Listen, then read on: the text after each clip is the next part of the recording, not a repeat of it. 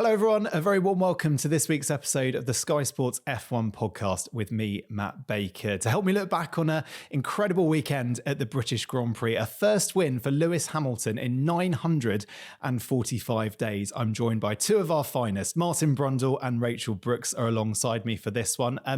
Martin, I'll start with you. I don't really know where to start with you. You seem to have the busiest British Grand Prix I can remember. You were interviewing Lewis before. You then interviewed Stormzy as well, and then you got to commentate on a win for Lewis Hamilton. Busy weekend. Well, it was a wild weekend. I mean, it was a proper 4-day festival at Silverstone, and everybody was going for it, whether it was racing, music, F1, F2, F3, Porsche Super Cup, all sorts of things going on around the circuit.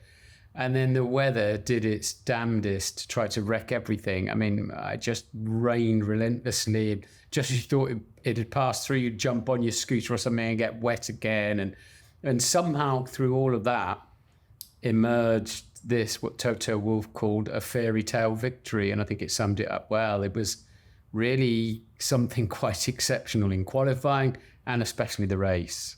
It certainly was. Yeah, we're going to get into that, of course, shortly. Rachel, how was your weekend? Very good. Very busy. I wasn't on Sky this weekend. I was working with some other people. And then I was filming some stuff that everyone seems to know about, but I'm not sure I could talk about. But anyway, I saw a bit of the film crew who are working on the film. Oh, I'll say that much. That is exciting. I didn't know you were doing that. Okay. All right. Say no more. I might be, I might not. I can't possibly comment. It's all in the contract somewhere. Yeah, in the small print. In the small print. Look, so here's what's coming up. I mentioned it earlier. We're going to talk, of course, about Lewis Hamilton's incredible win over the weekend. We'll then get into what that means for Mercedes going forward. We'll talk a little bit about McLaren and the strategy calls for Lando Norris and Oscar Piastri. Did the race win slip away from them? And we'll also talk a little bit about Sergio Perez and the problem brewing, shall we say, at Red Bull Racing. But let's start with Lewis Hamilton, that win for him at Silverstone. Martin, I guess the dust has settled a little bit now on it. A very emotional Sunday at Silverstone. How are you reflecting on that win for Lewis and what it means? I don't know if you could write a better script, to be honest. Lewis has really been having a difficult time since the infamous Abu Dhabi 2021 race, where the championship slipped away for a number of reasons that we could run 3 separate podcasts on, I'd imagine. But and then Mercedes came out. They didn't get these 2022 regulations right, so they've struggled through 22, 23, early part of 24. And then they seem to, what Lewis described to me in the pre-race interview for Silverstone as a North Star, somewhere to follow. They understood finally what they were getting wrong and how they could put it right on their car. And of course, with George winning in Austria, they've now won the last 2 races incredibly. So, and won Silverstone well, having started the pair of them on the front row of the grid. So, but for Lewis, he's obviously been carrying some demons. It was clear the way, he was uncontrollably crying at the end and very emotional in radio calls, and everything about it was just incredible. That finally, and it was going to happen at Silverstone, and he gets his 9th victory there, and in front of his adoring crowd, in a race that saw all 3 British drivers leading at some point. And through the chaos, through the shall we, shan't we on tyres and intermediates, and keeping it somehow on the track in tricky conditions. And then Verstappen hunting him down at the end. And had it gone a few more laps, Verstappen would have won it. But Lewis somehow kept it all together for a legendary victory. There's no doubt. We'll be talking about that one for years, if not decades. Yeah, the pictures, Rach, were incredible, weren't they? You were watching it, acknowledging it, and going, "Yeah, this is an incredible moment in our sport that, as Martin says, we'll talk about for years." Yeah, I was with the film crew at the time, and we were watching it on the screen. And as he won, I sort of turned to the person next to me and went, that's your film script. I mean, that is your film script. And then watching the celebrations, I mean, Martin, Lewis wears his heart on his sleeve. And you knew, that morning, funnily enough, I was with lots of fans over the road at the Aston Martin factory, and we were talking about the race and about who could win today. And I talked about Lewis, and I said, you know what? I think it's his day, because it's been over 2.5 years since he's won a race. He has struggled and struggled and struggled. We've seen people talk about him moving to Ferrari. We've seen people say, oh, is he actually past it? Is he on the wane as a driver now? Does he still have it? We also know that being beaten by your teammate in qualifying really hurts. And that will have really stung him when George beat him in qualifying on the Saturday. And also the fact that Silverstone is Lewis's track. 8 wins there. He sees it as his track. He sees it as, this is the place where I can absolutely give it my everything and I am the best around here. So Saturday would have really, really hurt him. And I think his dad said afterwards, they went away and they spoke about it, and he said, look, I wasn't perfect today. I'm going to get it right tomorrow. And so when you put together all of that emotion, all the self-doubt, he said, bringing up 2021 again and how much it hurt him. I don't think we've ever appreciated how much both those drivers went through in 2021, but particularly Lewis in losing out at the end. You just saw an outpouring of all of that in one go. And we were actually about to film a scene, and I had to turn away and look away from the screens because I was getting emotional watching it for him, for his family, for the team as well, for everyone who's been involved in trying to get, those two drivers, George at the last race and Lewis here, back to this position right now. But particularly for Lewis in front of that crowd. And you also felt maybe if Ferrari don't get this car right in 26, that could be the last time he wins at Silverstone as well. And that would really, really hurt. Unless they've, got some silver bullet as such, that could be a farewell win for him as well, which is also very emotional. Absolutely. Martin, in terms of, you mentioned it, and Rach, you mentioned it as well, what Lewis has been through over the last 2.5 years, was this kind of a peeling back and uncovering of he's been incredible in front of the media, hasn't he? Very stoic. He's been able to bear what has happened and say he's okay and he's moving forward. But it felt like yesterday we got a true glimpse into the pain that he's gone through. Is that fair, Martin? I think so, yeah. I mean, he does wear his heart on his sleeve, but he also, in other respects, keeps his cards very close to his chest. He's quite hard to read sometimes, even when you sit interviewing him. And I first met Lewis when he was 12 or 13 when I handed him a trophy at Buckmore Park, and I'd have watched pretty much everything he's done in Formula One and commentated on it. And he is a deep thinker, and around him has been George Russell, Lando Norris, Charles Leclerc, Max Verstappen in their early to mid 20s. Lewis is now 39, 14 January. It was 17 years ago when he won his first Grand Prix. And in that time, he's had to maintain fitness, commitment, dedication, fearlessness at these circuits in the rain, the super high speed stuff, and want to sort of keep debriefing and getting in the gym and going on the simulator and traveling to and from the races and what have you.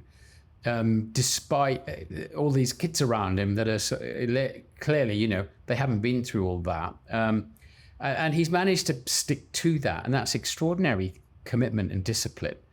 And clearly, losing that potential 8th championship in Abu Dhabi and all the things that have happened since, and then having to watch everybody else, and watch Max win three world championships since then.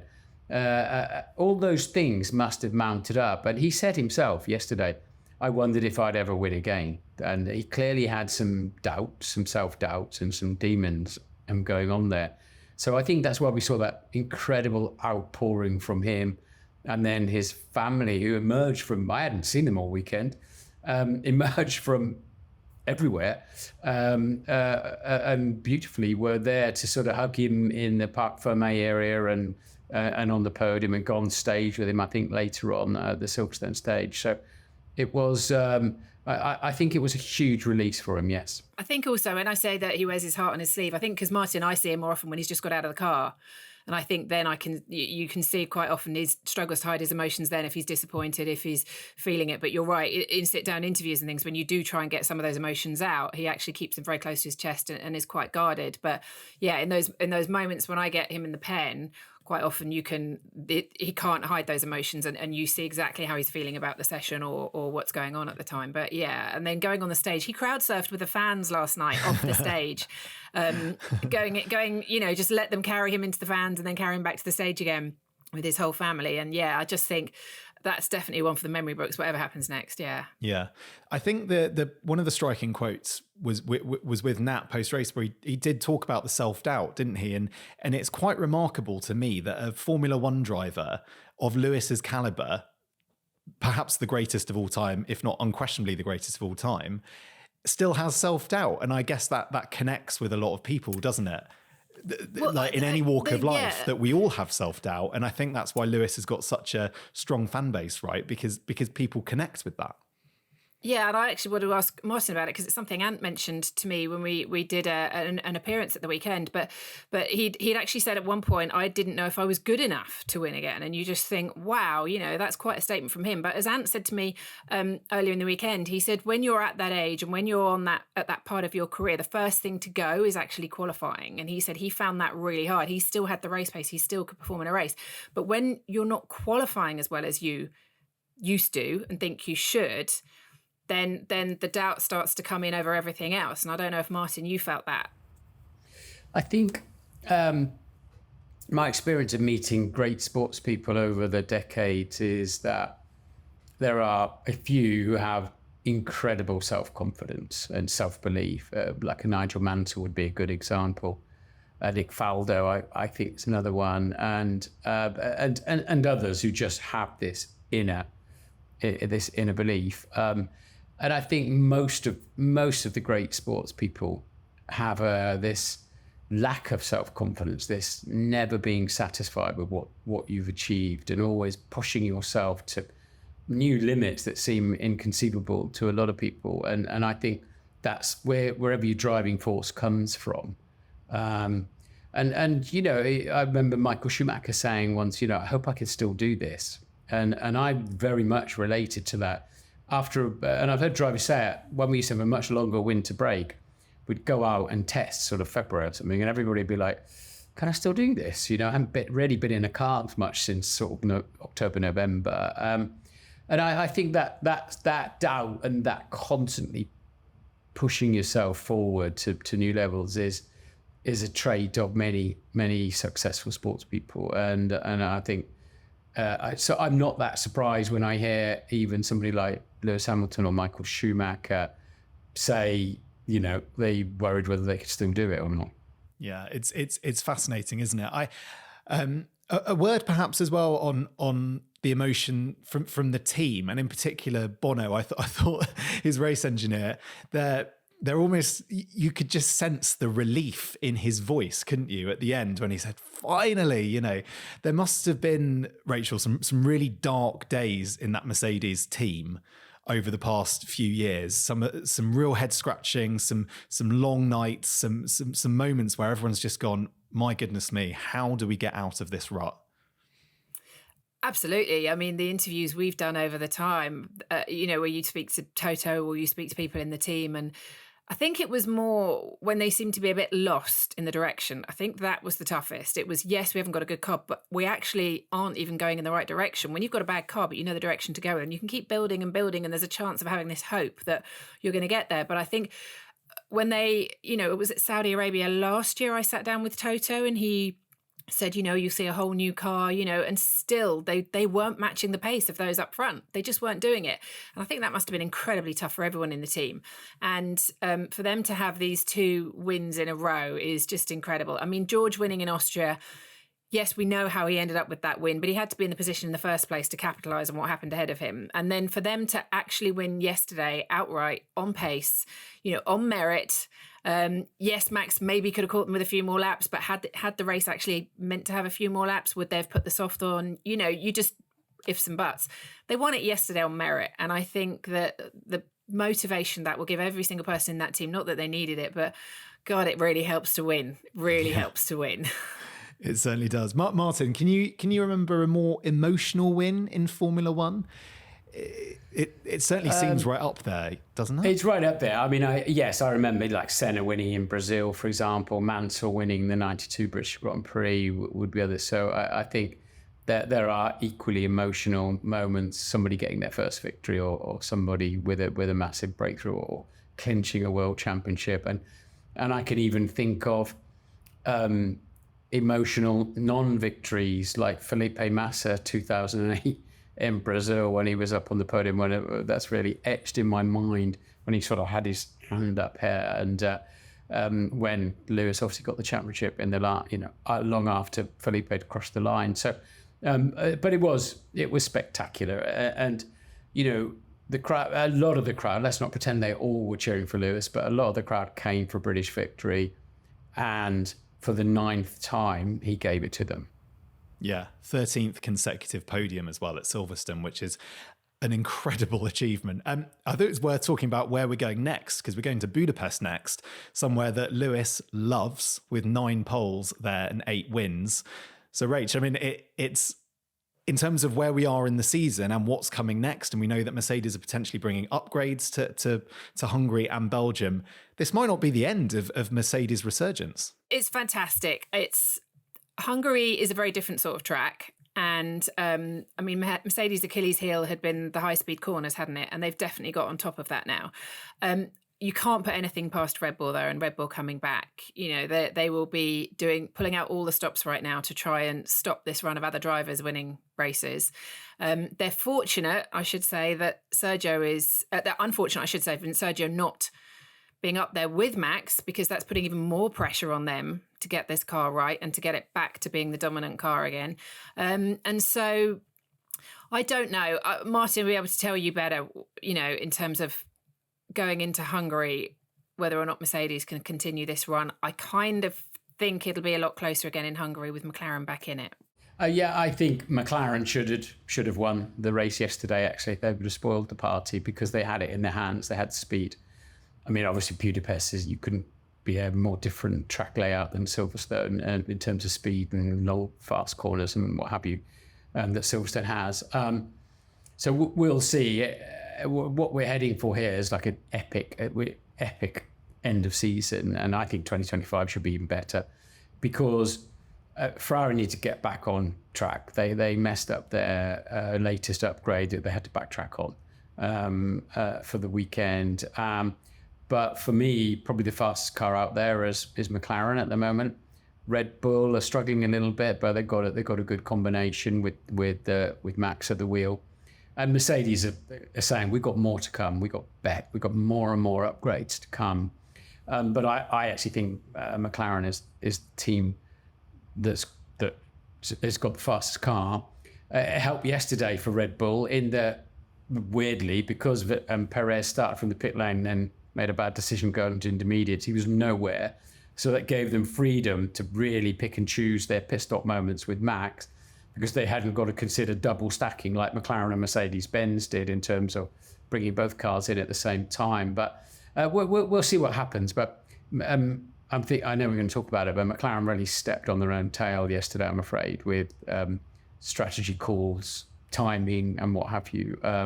Otherwise, I actually believe one or both, I think 4 people could have won yesterday's race.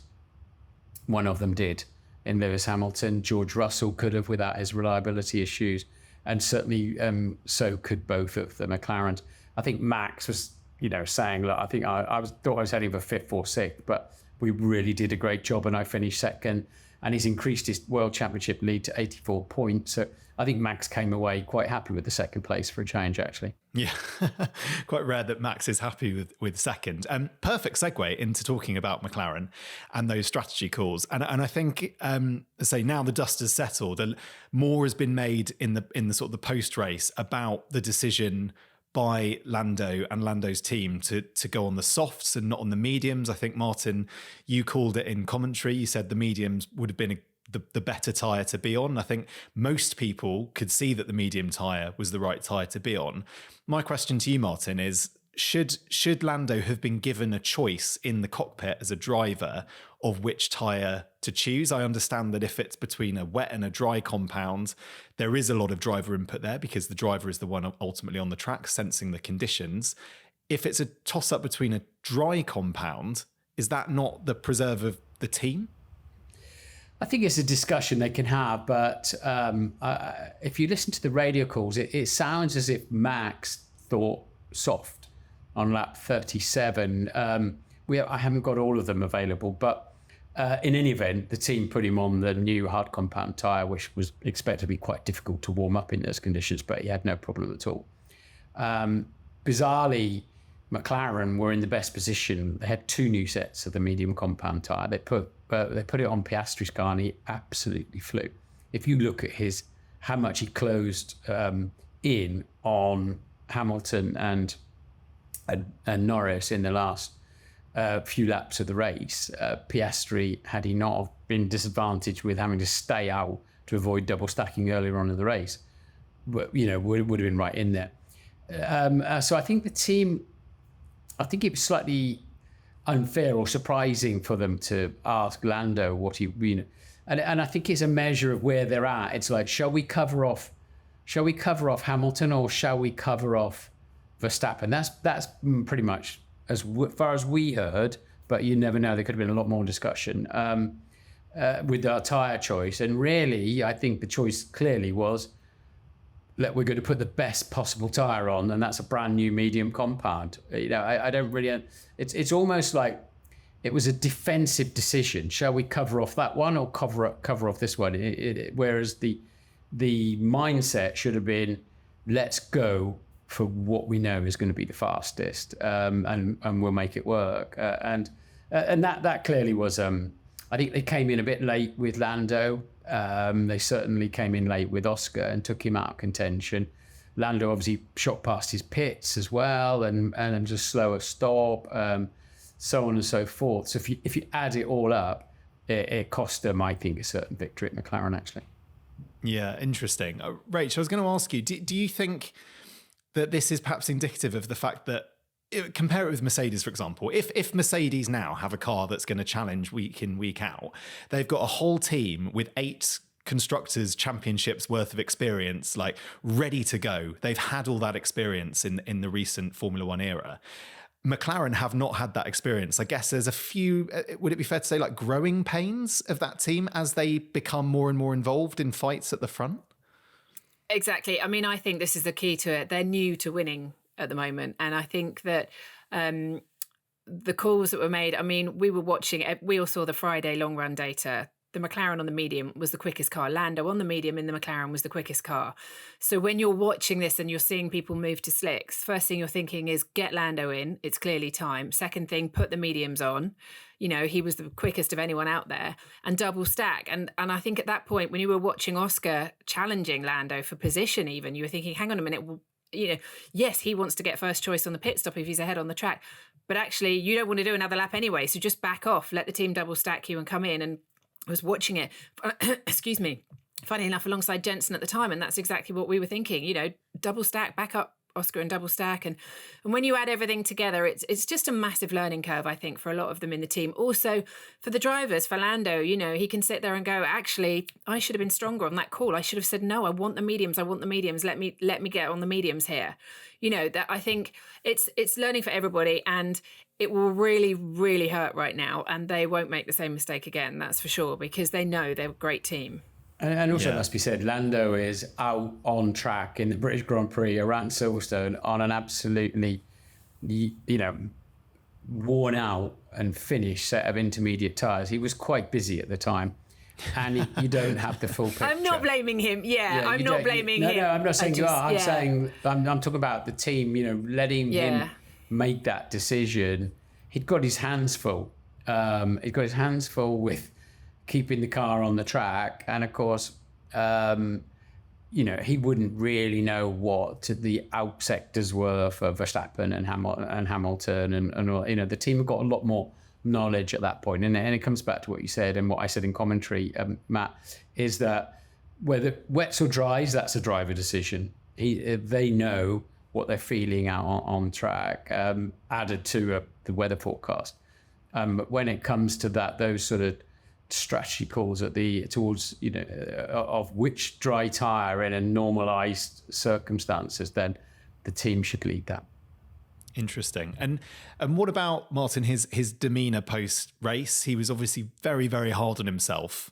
And in your experience, in your view, is that healthy? Is that good for Lando to take and bear so much of the responsibility, or is it perhaps an insight from his competitors can see perhaps behind? But as viewers, we love to see the raw emotions, don't we, of those drivers? But would he be better, perhaps, to be a bit more guarded with it? How do you see it? I think he was protecting the team there, and also I think Lando's managing that a lot better now, and he has some help on that, and sort of listening carefully to his words. He sort of hits himself quite hard on it, so I'm going to have to take responsibility for that. But hey, hang on a minute, and he puts a positive top spin on it.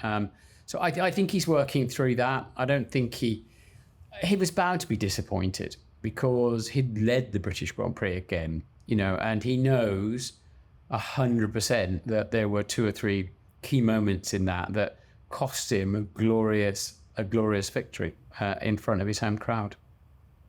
Rach, you've obviously interviewed him many times post-race. Lando, similar to Lewis, does wear his heart on his sleeve. You kind of know exactly what he's thinking the minute he comes in, right? Yeah, you do. I mean, after Spain, I sat down with him in Austria for an interview for the race weekend, and he talked about how he dealt with what had happened in Spain and said that, yes, I beat myself up for a few days, but then I looked at it and said, well, I could have done that or I could have done that, but actually I did that quite well, and was dealing with this self-criticism that's been evident in him in a very different way. And actually, I felt in a much better way. So much as he was very emotional and beating himself up yesterday when he spoke, it was different to before. I agree with Martin. I think that's changed. And as you say, getting help on that and actually changing how he processes things. Well, he said that yesterday. By now, today, tomorrow, he will be working on how to make sure that doesn't happen again and working towards the next race. I think he has got a lot better at dealing with it. Probably the only person in the paddock who wants a quadruple header to make amends immediately the week after. I'm sure a lot of people are relieved for 1 week off before Budapest who've been working in Formula One recently. Okay, let's move on and talk a little bit then about Sergio Perez and his form. And I think perhaps this is a story that maybe rightly, because of the big story with the British drivers and with Lewis and Lando and whatnot, maybe has slightly gone under the radar. But if you look at the statistics, I mean, look, finished P17, has now scored 15 points in his last 6 races. He's got this shiny new contract, Martin, but it doesn't seem to be yielding results out on track. How does this one end? How does this play out? Oh, it's painful to watch, isn't it? I asked Christian Horner in Perez on Friday, I think it was, in our show, post FP1 show, I said, did he regret signing Sergio up so early again? Christian thought it was a brutal question, but I thought it was a relevant question at the time.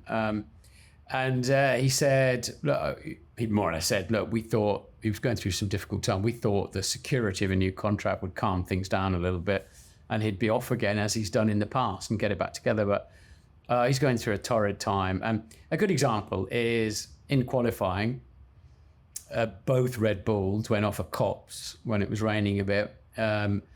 So almost in an identical way, oversteer on the way in, having to slide and correct it, go onto the tarmac runoff area, and then into the gravel. Sergio ended up backwards into the gravel and out of qualifying. Max somehow kept it all pointing in the right direction, tippy-toed through the gravel, broke a bit of the underneath the car, onto the service road, lived for another day. And that's the difference. When it's running for you and you're confident, you're on top of your game, you sort it out. When it's not, you have that silly, clumsy spin, and I can relate to that completely. So, and he must think, what's going to happen to me next? When they had a totally dominant car, he could be a couple of 3/10 off Max. There was nobody to fill the gap. Now there are 2 McLarens, now 2 Mercedes-Benz, and from time to time some Ferraris to fill the gap between him and his teammate. And that's putting him under pressure. And that pressure then just making it far worse. And he's having incidents left, right, and centre. And to score 15 points in a Red Bull in 6 races, as you said, is shocking. And we've seen that team biff off Alex Albon, Pierre Gasly, and others, Jean-Eric Verne, and many, many other young drivers, despite going far better than that, far better than that. So we know that it's commercially attractive to them. We know that he's a good foil for Max. He's normally fast enough to do a good job and bring some relevant information, not fast enough to bother Max particularly. And it works for them, and they've won both championships. But all of a sudden, they've got some rivals on the hand. They can't comfortably win the constructors' title without Sergio being on tip-top form. And so the ground rules have changed in that respect. And you wonder how long they'll be able to cope with this. But, with the sponsorship, with Red Bull's commerciality in North and South America, with the Mexican Grand Prix yet to come, would you really not want Sergio Perez on the grid? So that's the balancing point. If he was driver B, and none of that commerciality or nationality or whatever mattered, they would have replaced him, wouldn't they? Let's be honest. I think, Martin's right. I mean, they get an awful lot of sales in South America of Red Bull. But not only that, I was just checking, and actually this point last year after the British Grand Prix, Red Bull were 208 points ahead in the Constructors' Championship. They're now just 71 points ahead this year.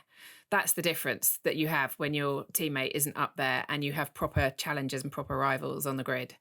That's a huge difference from 208 this time last year to 71 now. So that's why I think the pressure is even greater on Sergio Perez right now. The team need him up there now to win the Constructors. And also there are races where they need him now to help Max. They need him. Yes, it worked in their favour not having to double stack at Silverstone. But the other teams are getting, McLaren have both their drivers there. Mercedes have both their drivers there. Max doesn't have any help. That was abundantly clear, wasn't it, this weekend? I guess the crazy thing is that we probably could have had this conversation a year ago and it would have sounded about right, wouldn't it? It's tough for Sergio that he seems to start the season so well and then tail off. Rachel, who are the... if they were to replace him, who are the leading candidates, do you think? And is it perhaps the indicative of the fact that there isn't that one driver who's there saying, I'm exactly what you need right now, that maybe hasn't been replaced? I mean, if you look in the Red Bull family, you're looking at the likes of Liam Lawson, you're looking at would they move Yuki Tsunoda up? I don't think Yuki Tsunoda would move up. From what we hear, Helmut Marko's pretty strong on not thinking that's the right answer, although, if you believe all the rumours, Helmut Marko won't be there next year anyway. So, I mean, it's either Liam or Yuki if you look at them, or you look at Daniel Ricciardo. But then Daniel Ricciardo, when I spoke to Peter Bayer at the last race in Austria, said Daniel's got 2 races to show what he can do, and so... Do you go outside of that? I mean, who else could you look at? If what we hear is true, Esteban Ocon has got a deal for next year with Haas, yet to be announced, but that seems to be a very strong rumour right now. So he's not available. Carlos Sainz, would you ever get Carlos Sainz back in the Red Bull? I mean, rumours that he could still be considered for the Mercedes seat for 1 year in 2025. I don't really know outside of that who else they can look at right now to put in that seat. Who would you put in there, Martin, if you were Christian Horner? It's a tough one. I mean, Liam Lawson's, I believe, testing the latest car anytime soon. The trouble is, for a young driver, Verstappen just breaks their head because he's so fast and he can handle a car that's a little bit lively in a high-speed corner. And, Max likes a car all over the front end and has the talent to cope with that. So... that's worth trying. You would say that Ricciardo's head is in the right place to actually not be battered again by a Max. But I think that's happened to Sergio, and his head should be in the right place as well. So, and as Rachel said, we sense Daniel's under pressure for his seat, let alone being rewarded moving up to the top team. Their F2 boys don't look like they won't be ready for it. I think I'd put Lawson in it. I'd put Lawson in it if they're going to put anybody in it, and see what he can do and try and manage his head down on it. He seems quite strong. I think the problem that they've got with the Sainz's father and son and the Verstappen's father and son, it wasn't a happy setup back when they were Toro Rosso teammates, and I think Red Bull are struggling to cope with one father at the moment, let alone two. But I think the head, that sort of head to head. But for the thought of Sainz going, hanging around without a drive. I mean, he will presumably hope to still get the Mercedes seat, but then Antonelli wins a race at the weekend in Formula 2 and changes the dynamic of that as well. It's literally day by day at the moment, but and it's a head scratcher for Red Bull, and that explains to you why they re-signed Sergio Perez, doesn't it? My last few paragraphs. Yeah. The driver market is still really wide open. We're no clearer, are we, than we were a few months ago. A lot still to be decided across the summer and into the summer break and possibly in September and October as well. That sort of concludes the racing. Martin, I can't let you go without asking you about the Stormzy interview. And I've got a few questions on it. Number one, how did it come about? And number two, am I right in thinking you introduced him on stage ahead of his set? No, is to the second part. Okay. Tommy Hertz put it together because we sort of had this unlikely bromance on the grid between me and Stormzy. Then he name drops me in Angel in the Marble, one of his tracks. He's a lovely bloke. He loves F1. He loves Lewis Hamilton. And so, I got to interview him backstage. But there was another rapper and another group on stage. It was so noisy. I expected a green room with flowing champagne and, I could have told you that from last year, Mark. You don't get that on the stage. M&Ms without the green ones or whatever's in Stormzy's rider, which he doesn't appear to. We sat on two packing cases.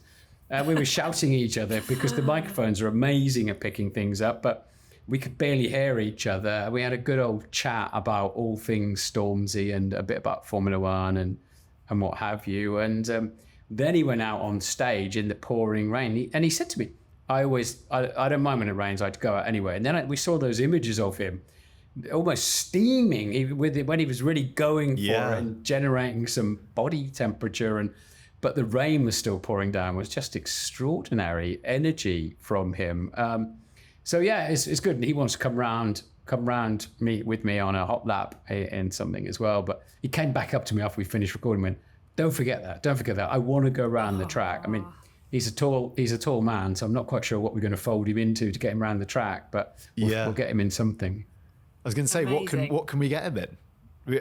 Does the 2-man Formula One car still exist? Is that still going?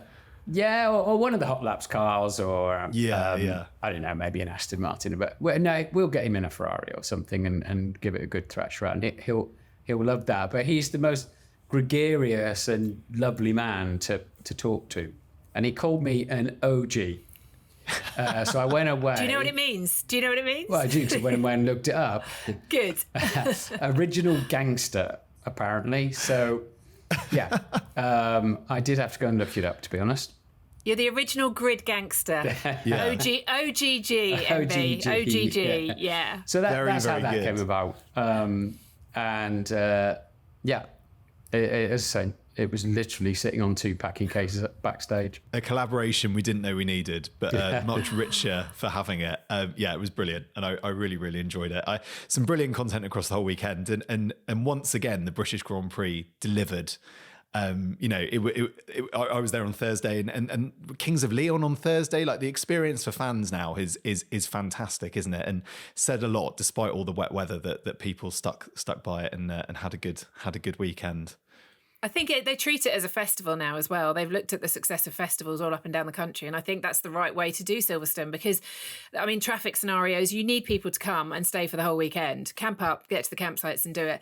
They've treated it like a festival, and it's working. I mean, the rain was annoying and a lot of people got very wet and very muddy, But the Lewis win, just topping off those whole 4 days for all those people who spent all that money and on all that time in the cold and the wet, just was perfect. Absolutely perfect. Great job. Yeah, it was wall-to-wall action on and off the track. There was always something going on. And, a lot of people, not a lot of people, some people criticise Liberty Media, who own Formula One, saying, they've Americanised it too much and this and that.